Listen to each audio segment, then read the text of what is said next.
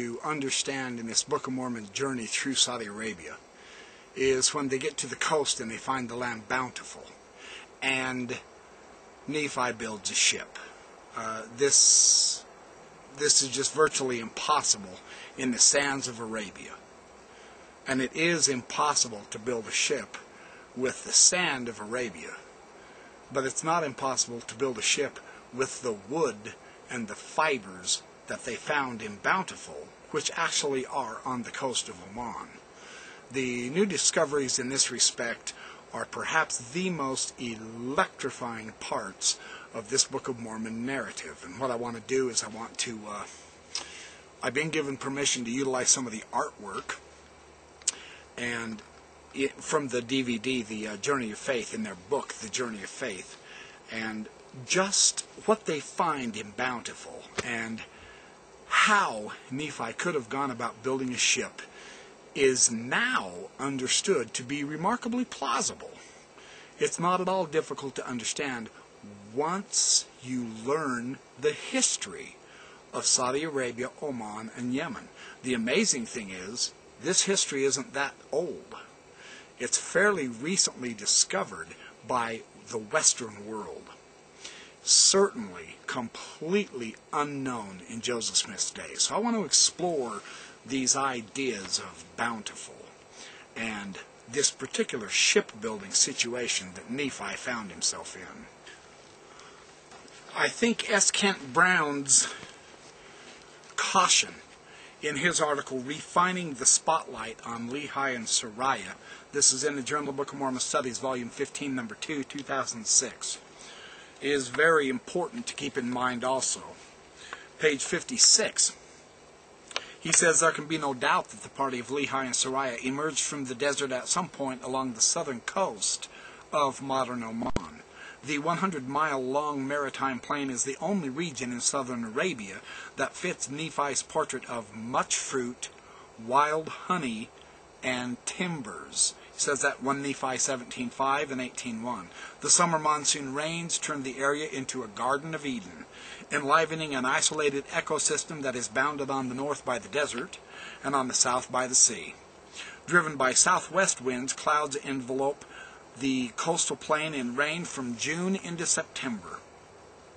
On the question of pinpointing Lehi's encampment at Bountiful, I believe that we lack compelling evidence, and therefore we need to exhibit caution until more data come to light. At this point, all is circumstantial. To be specific, no one can prove that a foreign family moved onto any particular spot at one of the proposed sites for Bountiful in the early 6th century BC, because there is no inscriptional evidence of this particular activity or the presence of a party, and number 2, the archaeology cannot prove that a certain person or persons ever inhabited an area without such written proof. Under the right circumstances, an archaeologist could show, for instance, that the architecture of an area changed significantly in a certain era, or that there is evidence of a sudden change in customs, such as food production, which may indicate the presence of a new people. Even so, these indicators would not prove that the newcomers were Israelites from Jerusalem. That sort of conclusion is impossible without written materials that were left behind, and that is what we don't have at this point. That's why he says there is circumstantial evidence. If one wants an indication that this sort of effort is fraught with difficulties, all we have to do is look to the biblical archaeology record of the Holy Land. Every archaeological fact that a few decades ago seemed to point to the arrival of the Israelites under Joshua in the 13th century BC has been disputed, including the reason for the site-wide burn layer at the Canaanite city of Hazor, north of the Sea of Galilee, which the Bible says was burned by Joshua and the Israelites, according to Joshua chapter 11. But even that's disputed these days. Along the south coast of Oman, there are as many as a dozen inlet bays, any one of which could have served Nephi's shipbuilding needs. Since antiquity, virtually all such bays have been partially silted in, both their beds and the access to the sea. So this is important to understand too. Things have changed. Some are better situated for building a ship away from the rush of the monsoon winds. At least one, Korori, is deep and broad enough to allow Nephi and his brothers to learn to control the vessel before going to sea. Others are close to timbered spots, see 1 Nephi 18:1. Others lie near sources of ore. Still, others are near natural hunting grounds where the family could have had meat from the wilderness before boarding the ship. In all, the region represents a surprising abundance of resources that could have supported life for many.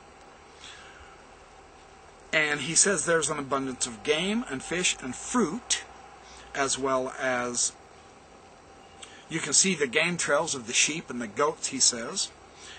He says something else interesting. In addition, an important archaeological survey, he's saying this on page 57, an important archaeological survey has determined that people have been trading along the coast for as far east as India and as far west as the Red Sea since the 3rd millennium BC. This indicates waterborne shipping. What is missing is clear evidence for a shipwright industry. Nephi presumably could have maintained seagoing vessels that plied the coastal waters. He could have examined those vessels, that is, but he may have been alone as a shipbuilder. The closest known shipbuilding centers were hundreds of miles to the west in the Red Sea and hundreds of miles to the north in the Persian Gulf. To construct a ship, Nephi needed tools. One suspects that his party carried basic tools, axes, hammers, digging implements, but tools for shipmaking were not like those for farming or raising food. Nephi found the ore to build his tools, he said. It wasn't copper that he used, but it was iron. He molted iron, and the Lord should show me whither to go. Chapter 17, verses 9 and 10. Ore was evidently found nearby. Geologists from BYU have come upon 2 adequate sources of iron ore very near the seacoast. He says that on page 57. So I think his caution is important. With that being said, the other fascinating thing that they've done in their DVD, they've shown some artistic reconstructions of ships. Now, in the DVD, they actually did find a ship being built in the area, and they videoed that. But the other interesting thing about these ships is in the caves in Khor Karfat, or near Korori, there was a cave drawing showing a masted ship. And they show this in their book on page, under ships, on page 77. In the caves, and there's more than one, they actually have a drawing of a ship. Now, the Arab guide that was guiding them, the Omani guide, says that that ship has been there for millennia, that picture. It goes back at least to 500 BC, according to the Omani Antiquities Division of their archaeology center. So it's very interesting that the cave paintings are dated to an era approximately the same time of Nephi, they say.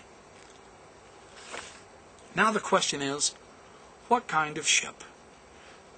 In the nature of not after the manner of men, Nephi gives it away that he has seen ships built by men. The trees that were found in Bountiful are sometimes 40 feet in circumference. Some of the types of lumber could be used to build the ribs of a ship. And I want to show you this artistic rendition of this ship with ribs. There's the artistic rendition. The trees were big enough in the Bountiful area to be able to do that. And then the further artistic depiction shows, I got a squirrel dropping nuts on me. The further artistic depiction shows the ship with the side planking. Now the interesting thing about the ship is if they're going to guide this ship and they have to make sure they can steer it, the artistic depiction here shows that the ship would have had a 2-rudder system. And this system was known in ancient Arabia. They were the Phoenicians of the east, of the Indian, I should say, of the Indian Ocean. The Arabians, they were the shipbuilders.